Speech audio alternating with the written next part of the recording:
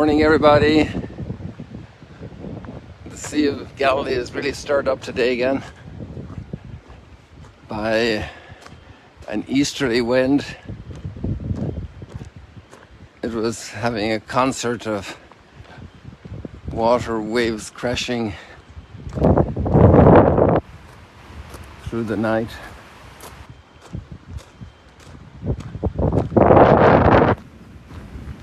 I wonder what's coming here.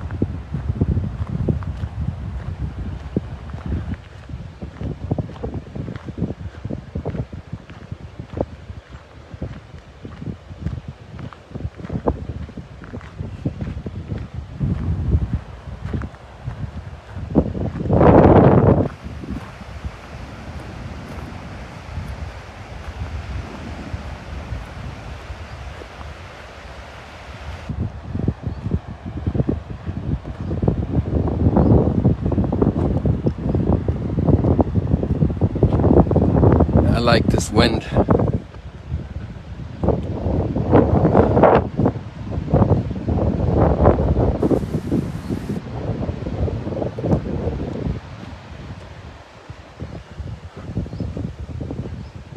So we're into Advent readings.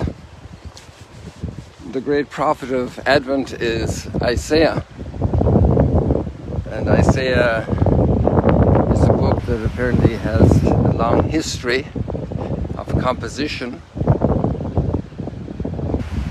The scholars talk about a second Isaiah and a third Isaiah, and it's all in the book of Isaiah.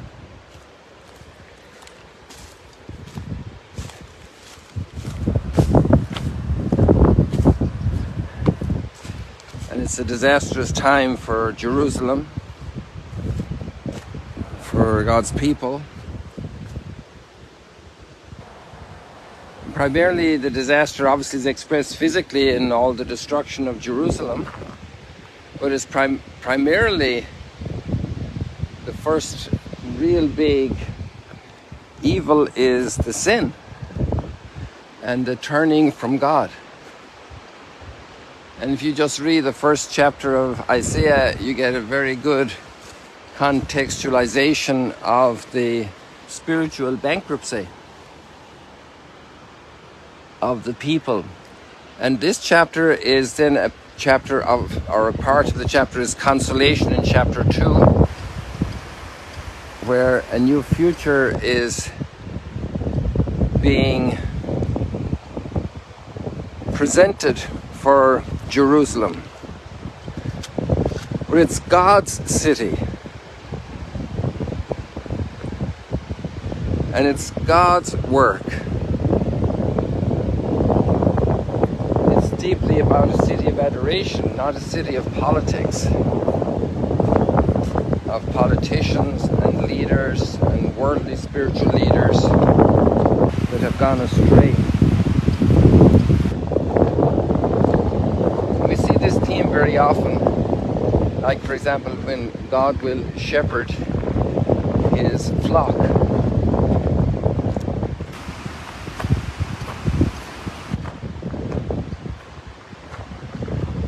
He will shepherd his flock because the shepherds have been bankrupt. The shepherds also in the scriptures mean the kings.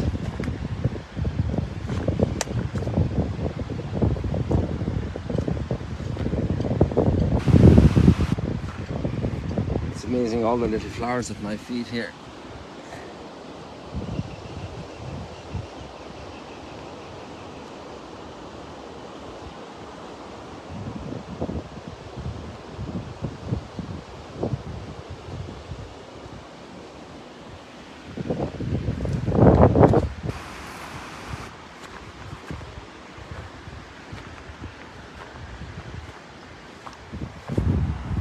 God himself will shepherd his people. And Jerusalem will be a place where all nations will come, and where they will not train for war again. I had a thought that I forgot to ask at the beginning. A question for you. What is the amount of money in your country spent on weapons, spent on military, spent on military exercises? Do you think a military exercise with planes, jets, speeding at high speed, doing all kinds of tests, that's done for free? That's taxpayer money. So your hard work is invested in military development. And the vision of Isaiah is they will not train for war again. They won't even be able to do war because they won't be trained for war.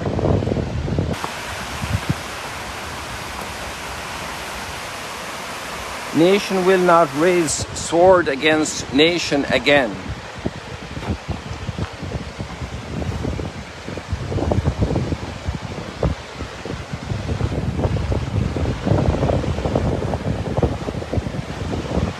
And then you think, well, wow, isn't it amazing how current Isaiah is? Imagine the amount of media consumption of war in the last 2 months. And in the last couple of years with the Ukrainian case.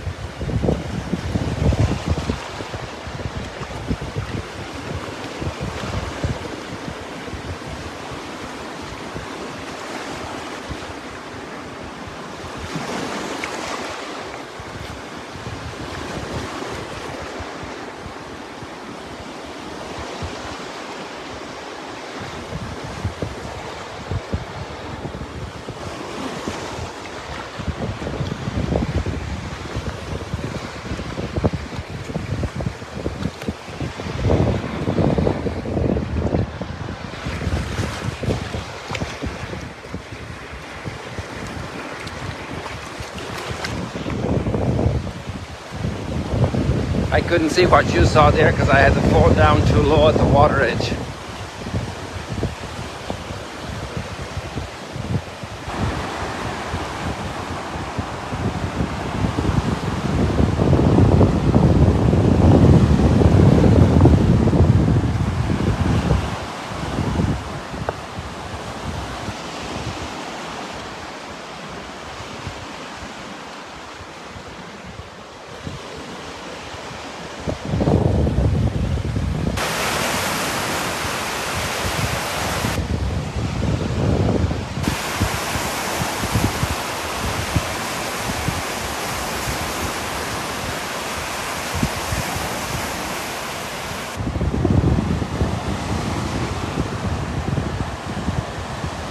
We have that iconic image, that great vision for humanity.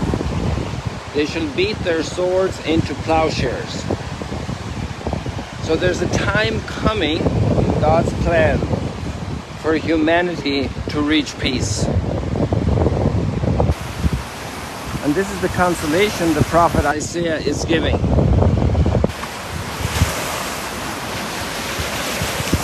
And this peace has many levels. From the family to the neighborhood, first of all in our hearts, then up to the regional area and worldwide.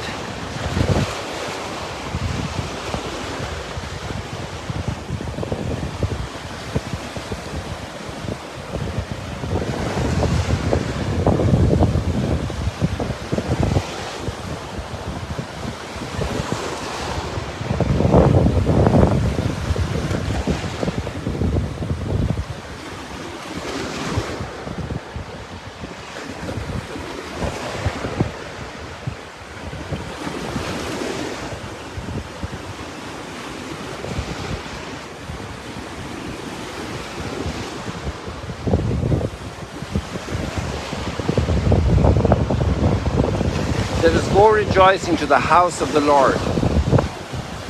Jerusalem is the house of the Lord.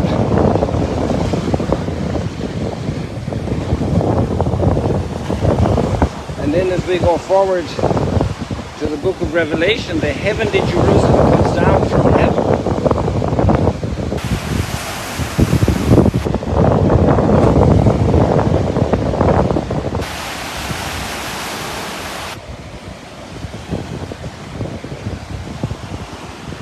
It's a divine gift, not a political gift of our doing. Redemption is from above. It plays out in the core of our hearts.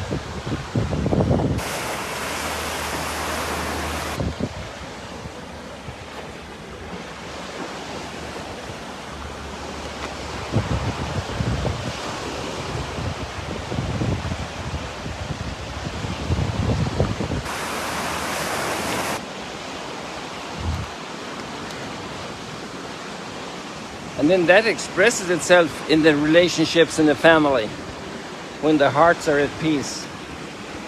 And when the families are at peace, the neighborhood is at peace. And peaceful neighborhoods build peaceful countries. Sometimes we want the politicians to make peace. But a lot of it is in our reception of grace in our own hearts. As long as we have hatred, as long as we rejoice over the killing of our enemies, we cannot be at peace.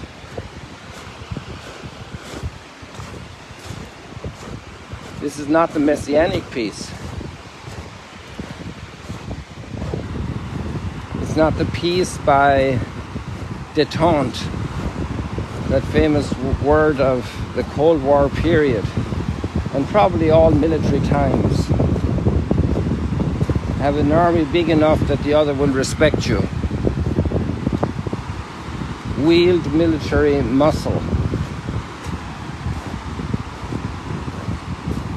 Let us go rejoicing to the house of the Lord. It's a whole different dynamic.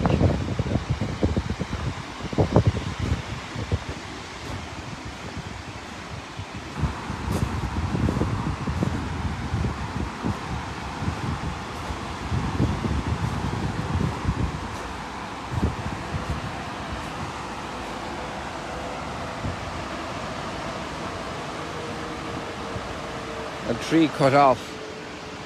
You remember all the birds over the years that just come in and fly off this tree when we'd have the sunrise stroll and chat?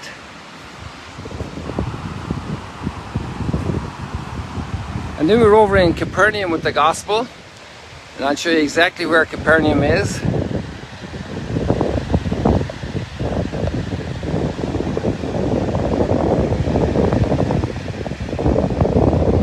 Very center of the screen now, that little white spot there is the church of the Orthodox Church, because it stands out because of its color. And there the centurion is asking Jesus for a miracle. And Jesus is surprised at the extraordinary faith of this pagan, who expresses total confidence in Jesus' powerful word. What a way to pray.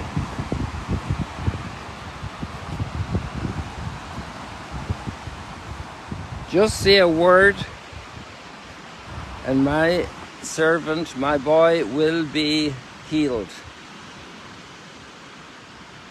Just say a word. And Jesus expresses his astonishment.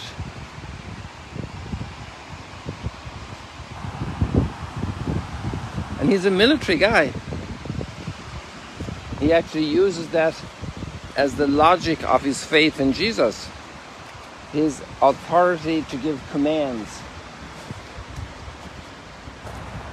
And his commands are carried out. And so if Jesus commands the spiritual world, he can command the healing of his son, of his boy, of his servant. One of the stories has servant, another one has son. His boy. So if we say the healing of his boy, that could be understood as the boy who's helping, or the lad, we'd say in Ireland. The lad, heal the lad. It could be his son, it could be his servant.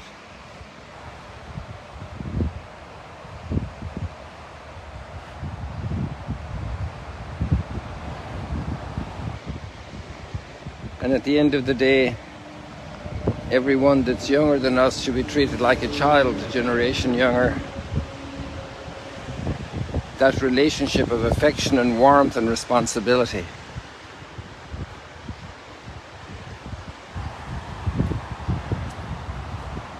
The joy over every person. Even if they're an employee, that relationship, you remember what Paul said about Onesimus, the letter to Onesimus, right, about the slave, and he said he's a brother. Receive him as a brother. And to the slaves he said, work for your masters not as subjected to their legal power over you in that culture, but serve them as you would serve the Lord. How relationships are changed with a faith perspective. People, that's a lot for today. God bless you. See you later, alligators.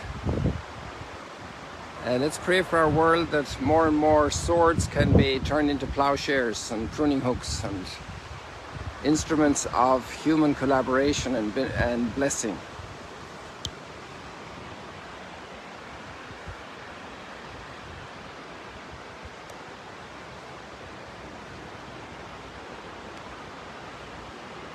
The branches are waving goodbye. The reeds